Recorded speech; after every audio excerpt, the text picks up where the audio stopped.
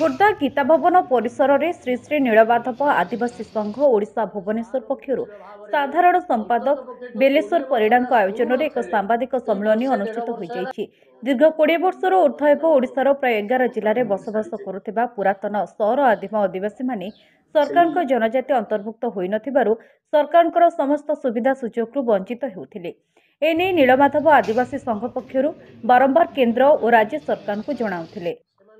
तेबे शेषे सरकार पुरातन आदिवासी सौर संप्रदाय को ओडिशार जनजाति क्रमांक 59 अंतर्भुक्त कर संघ पक्षर माननीय प्रधानमंत्री नरेंद्र मोदी मुख्यमंत्री नवीन पट्टनायक को शुभेच्छा और धन्यवाद जणाइथिबा बेले केंद्र गृहमंत्री अमित शाह, राज्य 5T अध्यक्ष भिके पांड्यान, राज्यसभा सांसद निरंजन बिसी, बीजेडी राज्य साधारण संगठक संपादक प्रणव प्रकाश दास, भुवनेश्वर सांसद अपराजिता षडंगी, आदिवासी उन्नयन मंत्री अर्जुन मुंडा को मध्य एक सांबादिक सम्मेलन में कृतज्ञता जणाइछन्ति।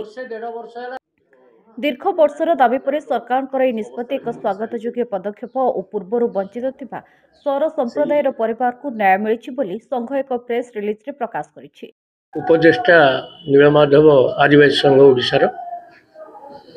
मुझे परिप्रेक्षी में कहवाक चाहे जे 20 वर्षर संघर्षर विजय निश्चित मात्रा गोटे संप्रदाय पुनर्जीवन पाई आम राज्य सरकार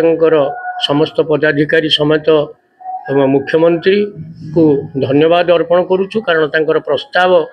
को केंद्र सरकार माननीय प्रधानमंत्री, गृहमंत्री तथा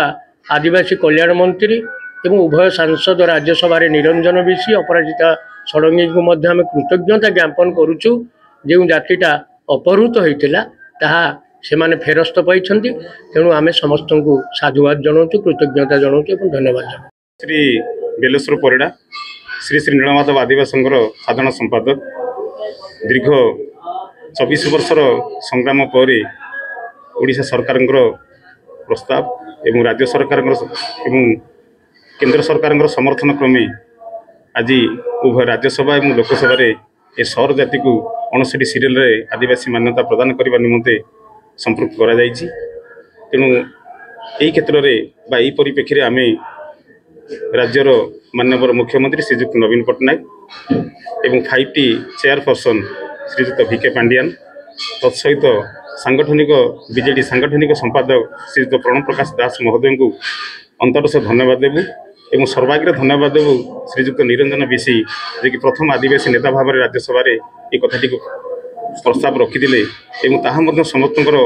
सहमति पारित हो सारी। तत्सहित सर्वाग्रे आम प्राधान्य देवु कृतज्ञता जनइबू केंद्र प्रधानमंत्री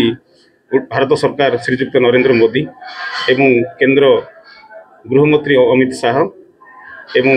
आमर आदिवासी कल्याण विभाग मंत्री श्रीजुक्त अर्जुन मुंडा एवं